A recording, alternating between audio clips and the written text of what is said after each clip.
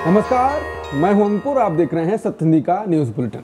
एक नजर डाल लेते हैं अब तक की खबरों पर। सुप्रीम कोर्ट में सोमवार को वकील राकेश किशोर के सीजेआई बीआर गवई पर हमले पर सुनवाई हुई। सुप्रीम कोर्ट ने साफ कहा कि वो इस वकील के खिलाफ कंटेम्प्ट यानी अवमानना की कार्रवाई नहीं करेगा। कोर्ट ने कहा कि मुख्य न्यायाधीश खुद इस मामले में कोई कार्रवाई नहीं चाहते, इसलिए हम भी नहीं करेंगे। बेंच ने माना कि अदालत में नारेबाजी या जूता फेंकना निश्चित तौर पर अदालत की अवमानना है, लेकिन यह तय करना जज पर निर्भर करता है कि कार्रवाई की जाए या नहीं। कोर्ट ने यह भी कहा कि अगर हम नोटिस जारी करेंगे तो उस वकील को अनावश्यक महत्व मिल जाएगा। बेहतर है इस घटना को अपने आप खत्म होने दिया जाए। सुप्रीम कोर्ट ने यह भी संकेत दिया कि भविष्य में ऐसी घटनाओं को रोकने के लिए दिशा निर्देश बनाए जा सकते हैं।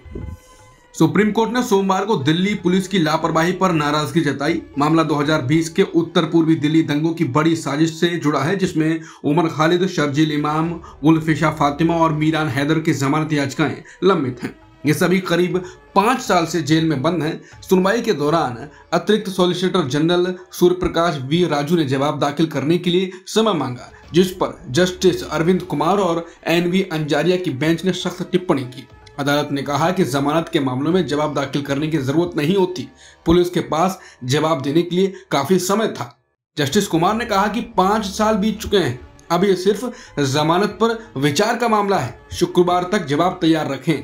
इन चारों की ओर से वरिष्ठ वकील कपिल सिब्बल, अभिषेक मनु सिंघवी, सिद्धार्थ दवे और सीयू सिंह ने पैरवी की और अदालत से गुहार लगाई कि उनके मुवक्किलों को लंबे समय से न्याय नहीं मिल रहा है। उमर खालिद और अन्य ने हाईकोर्ट के उस फैसले को सुप्रीम कोर्ट में चुनौती दी है, जिसमें 2 सितंबर को जमानत याचिकाएं खारिज कर दी गई थी। लद्दाख के पर्यावरण कार्यकर्ता सोनम वांगचुक, जो इस वक्त राष्ट्रीय सुरक्षा कानून यानी NSA के तहत जेल में बंद हैं, उन्होंने अपनी गिरफ्तारी को लेकर लेह प्रशासन की सलाहकार समिति के सामने अपना पक्ष रखा। वांगचुक ने बताया कि उनके वीडियो के बयानों को तोड़ मरोड़ कर पेश किया गया और जानबूझकर गलत अनुवाद किया गया ताकि उन्हें NSA के तहत हिरासत में लिया जा सके। उनकी पत्नी और समाजसेवी गीतांजलि अंगमो ने सोशल मीडिया प्लेटफॉर्म X पर लिखा कि उन्होंने भी इस सुनवाई में हिस्सा लिया। सलाहकार बोर्ड की यह सुनवाई 24 अक्टूबर को जोधपुर सेंट्रल जेल में हुई, जो करीब 3 घंटे तक चली। गीतांजलि ने लिखा कि वांगचुक ने बोर्ड को बताया कि कैसे वीडियो से बयानों को गलत संदर्भ में लिया गया, कैसे ट्रांसलेटर ने जानबूझकर शब्दों को गलत तरीके से लिखा और कैसे कुछ स्थानीय झड़पों को मेरे नाम से जोड़ दिया गया। गीतांजलि ने यह भी आरोप लगाया कि केंद्रीय एजेंसियां उनकी जासूसी कर रही हैं, यहां तक कि जेल मुलाकातों के दौरान उनकी बातचीत रिकॉर्ड की गई। बिहार विधानसभा चुनाव 2025 के बीच बीजेपी ने पार्टी अनुशासन तोड़ने वाले 4 नेताओं पर बड़ी कार्रवाई की। बीजेपी ने इन नेताओं को दल विरोधी गतिविधियों में शामिल होने के आरोप में 6 साल के लिए पार्टी से निष्कासित कर दिया। बीजेपी बिहार प्रदेश मुख्यालय प्रभारी अरविंद शर्मा ने आधिकारिक पत्र जारी करते हुए कहा कि संबंधित नेताओं ने पार्टी की नीति और अनुशासन के विपरीत जाकर एनडीए के प्रत्याशियों के खिलाफ चुनाव मैदान में उतरने का फैसला किया। शर्मा ने पत्र में लिखा कि आपका ये कार्य पार्टी विरोधी है, जिससे संगठन की छवि को गहरा नुकसान पहुंचा और अनुशासनहीनता की घटना किसी भी सूरत में बर्दाश्त नहीं की जा सकती है। इससे पहले जेडीयू में बगावत की खबर आई और जेडीयू ने 11 नेताओं को पार्टी से निकाल दिया। जेडीयू द्वारा जारी बयान में कहा गया था कि 11 नेता पार्टी विरोधी गतिविधियों में शामिल थे और पार्टी की विचारधारा का उल्लंघन कर रहे थे। विकासशील इंसान पार्टी के राष्ट्रीय अध्यक्ष मुकेश सहनी ने बिहार के मुख्यमंत्री नीतीश कुमार पर बड़ा बयान दिया। उन्होंने कहा कि नीतीश कुमार अब स्वास्थ्य कारणों से राज्य की जिम्मेदारी नहीं उठा सकते। सैनी ने कहा कि पूरे बिहार में बदलाव की लहर है। 2005 में जनता ने सोचा कि नीतीश कुमार को एक मौका देना चाहिए। 2010 में उन्होंने विकास किया। 2015 में वो लालू यादव के सहयोग से फिर मुख्यमंत्री बने। 2020 में बीजेपी और हमारी पार्टी के समर्थन से किसी तरह सरकार बनाई। हमें उनसे कोई शिकायत नहीं है, लेकिन अब उनकी तबीयत ठीक नहीं, इसीलिए उन्हें इतनी बड़ी जिम्मेदारी नहीं दी जा सकती। मुकेश सहनी ने लोगों से अपील की कि अब युवा नेताओं को आगे आने का मौका दिया जाए। कर्नाटक में स्पेशल इन्वेस्टिगेशन टीम यानी SIT की जांच में सामने आया है कि 2023 विधानसभा चुनाव से पहले मतदाता सूची से धोखाधड़ी से नाम हटाने का खेल सिर्फ आलंद विधानसभा सीट तक सीमित नहीं था।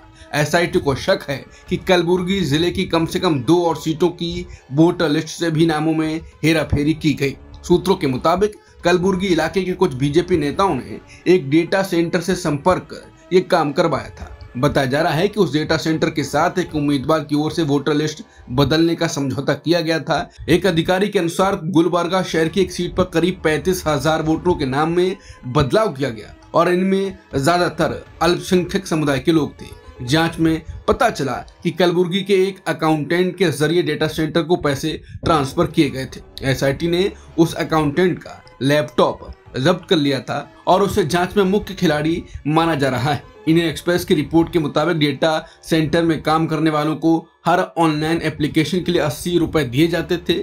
ये सेंटर मोहम्मद अशफाक और उसके साथी मोहम्मद अकरम चलाते थे। अशफाक से 2023 में पूछताछ हुई, जिसके बाद वो दुबई चला गया। एसआईटी ने अब तक 3 डेटा एंट्री ऑपरेटरों से पूछताछ की है। हालांकि फिलहाल एसआईटी को अन्य सीटों की हेराफेरी की जांच का अधिकार नहीं मिला है, लेकिन आनंद सीट के मामले में मुकदमा चलाने के लिए जरूरी सबूत एसआईटी को मिल गए हैं। देश भर में वोटर लिस्ट की बड़ी जांच शुरू होने जा रही है। चुनाव आयोग आज यानी 27 अक्टूबर की शाम प्रेस कॉन्फ्रेंस करेगा, जिसमें स्पेशल इंटेंसिव रिवीजन यानी एसआईआर की घोषणा की जाएगी। इस अभियान के तहत मतदाता सूची की पूरी जांच और अपडेट किया जाएगा। अभी पूरी जानकारी सामने नहीं आई है, लेकिन शुरुआती चरण में 10 से 15 राज्यों को शामिल किए जाने की संभावना है। पहले चरण में उन राज्यों पर जोर रहेगा जहां 2026 में विधानसभा चुनाव होने वाले हैं, जिनमें तमिलनाडु, पश्चिम बंगाल, केरल, असम और पुडुचेरी शामिल हैं। बांग्लादेश के अंतरिम प्रमुख मोहम्मद यूनुस एक बार फिर राजनयिक विवाद में घिर गए हैं। इस बार मामला भारत के पूर्वोत्तर राज्यों को लेकर है। दरअसल यूनुस ने हाल ही में पाकिस्तान के joint chiefs of staff committee के चेयरमैन जनरल साहिर शामशाद मिर्जा से मुलाकात की।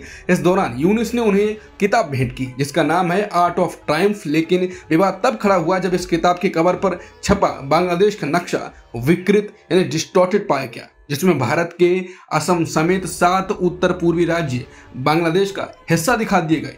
यह वही इलाका है जिसे कुछ कट्टरपंथी इस्लामी संगठन ग्रेटर बांग्लादेश के नाम पर बांग्लादेश की सीमा में जोड़ने की मांग करते रहे।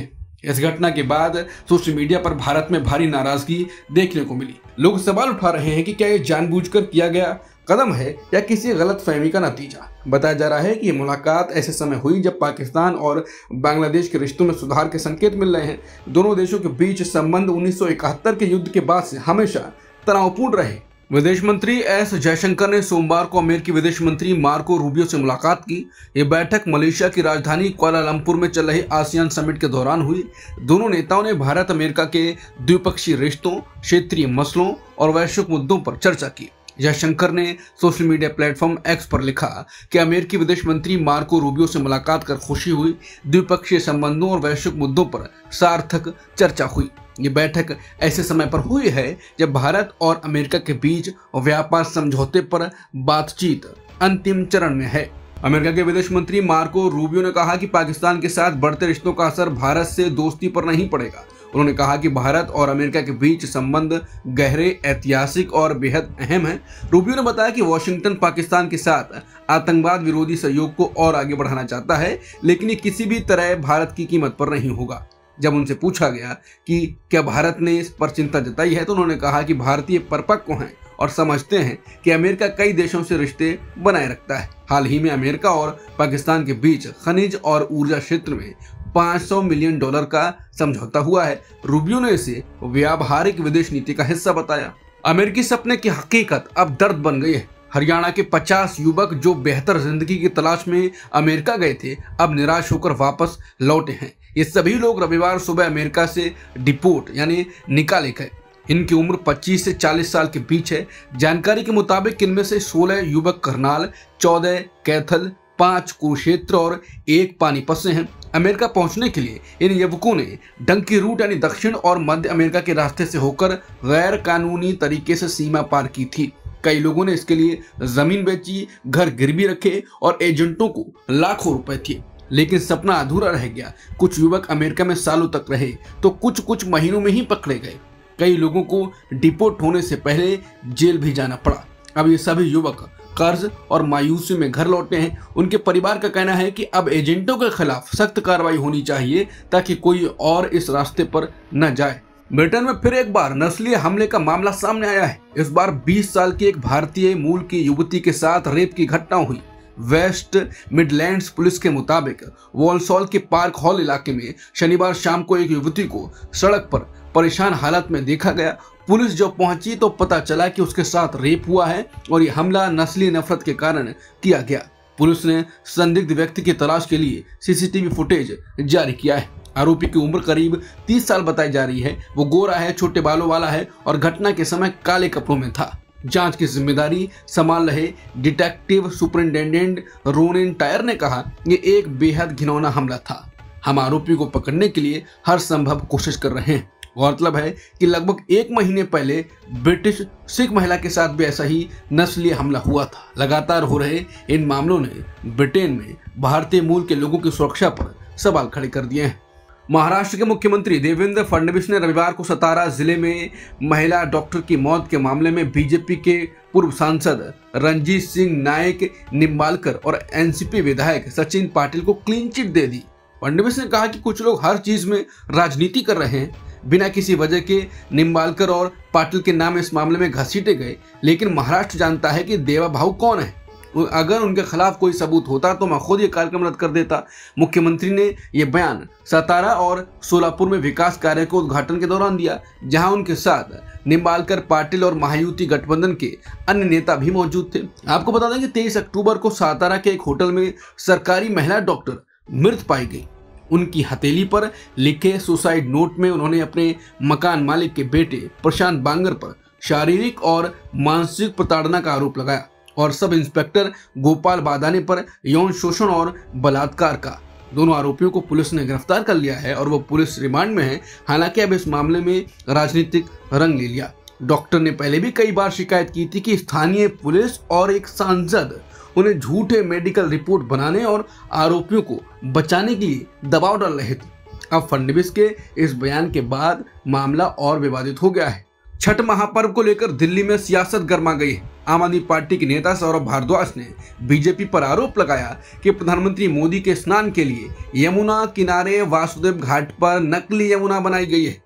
उन्होंने दावा किया कि इसमें वजीराबाद प्लांट से फिल्टर पानी भरा गया है ताकि लोगों को लगे कि यमुना साफ हो गई है। भारद्वाज ने कहा, यह फर्जीवाड़ा दिल्ली और बिहार दोनों के साथ धोखा है। मुख्यमंत्री अरविंद केजरीवाल ने भी आरोप लगाया कि बीजेपी ने छठ की आस्था का मजाक बनाया है। वहीं दिल्ली बीजेपी अध्यक्ष वीरेंद्र सचदेवा ने पलटवार करते हुए कहा कि आपने 10 साल में 6,500 करोड़ खर्च करने के बाद भी यमुना साफ नहीं की। उन्होंने कहा कि आम आदमी पार्टी पूर्वांचलियों से नफरत करती है और अब छठ पर राजनीति कर रही है। अमेरिका के राष्ट्रपति ट्रंप ने कहा कि वो पाकिस्तान और अफगानिस्तान के बीच चल रहे तनाव को बहुत जल्दी सुलझा देंगे। ट्रंप ने यह बयान रविवार को मलेशिया में चल रहे आसियान समिट के दौरान एक कार्यक्रम में दिया। उन्होंने कहा कि उन्होंने पाकिस्तान के पीएम शहबाज शरीफ और सेना प्रमुख आसिम मुनीर से बात की है और दोनों को उन्होंने बहुत अच्छे लोग बताया। ट्रंप ने कहा कि पाकिस्तान और अफगानिस्तान के बीच जो हालिया तनाव बढ़ा है उसे शांति और बातचीत के जरिए खत्म किया जा सकता है।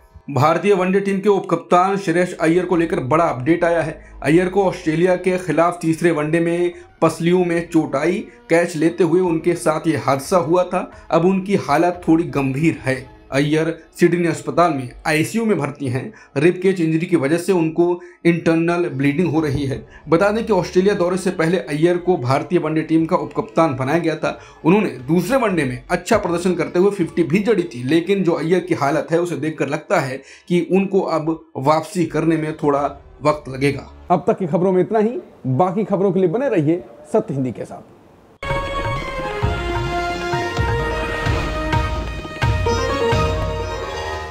Copyright disclaimer under Section 107 of the Copyright Act 1976. Allowance is made for fair use for purposes such as criticism, comment, news reporting, scholarship, and research. Fair use is a use permitted by copyright statute that might otherwise be infringing.